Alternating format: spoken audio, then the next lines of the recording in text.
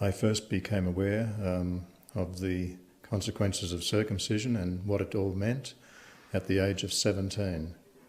And since that point in my life, I'm now 64, I feel that my life has been virtually adversely affected through lack of self-confidence and ongoing psychological stress, particularly extreme levels of anxiety that I've suffered throughout all of my life, which I attribute directly to the adverse sexual impact caused by circumcision, which I feel is totally unjust and unfair to inflict on any human being. I'm vehemently opposed to the genital mutilation of children. It is an absolute crime, even if it's not illegal. In reality, it is a crime. It is child sexual abuse of the most sadistic form because it involves cutting off of erogenous tissue from the penis. And this is a travesty of justice, and it needs to be addressed. And the governments of the world need to stand up and have courage and speak out against this atrocity. Did you know that there is absolutely no national medical society in the entire world that recommends routine infant circumcision? That's right. No national medical society in the world believes that infants should be circumcised. So why is it done?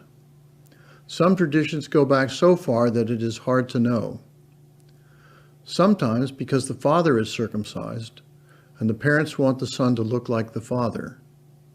Some parents think that all little boys look this way and they don't want their son to look different. Sometimes it's because the doctor recommends it, and that may have to do with his fee for the procedure. Circumcision is the act of one person cutting off half of the normal skin of another person's penis. To do this to an infant is an atrocity, a savage, brutal act. Why do I use such a strong term? Circumcision causes permanent damage. No one has the right to do this unnecessary procedure on an unconsenting patient. Those who perform circumcisions claim that there are few complications. The truth is that every single case has complications. The victim is left without half of the normal skin on his normal penis. This unique nerve-laden tissue may appear tiny on an infant, but in a normal adult, it has the area of a postcard and some thickness. Do parents really want to reduce the size of their son's penis without his consent? The foreskin contains up to 20,000 nerve endings, which makes up about half the nerve endings of the entire penis. Just a few years back, scientists performed a circumcision in an MRI machine to monitor the baby's brain during circumcision.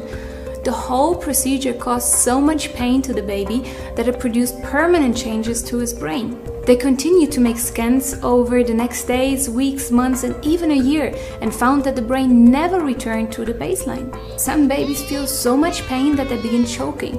Others go into shock and stop screaming because their tiny body doesn't know how to respond to the overwhelming pain. Today, a large part of the medical world also know that circumcision trauma can cause mental problems such as post-traumatic stress disorder, depression, anger, low self-esteem, and it might even double the risk of autism.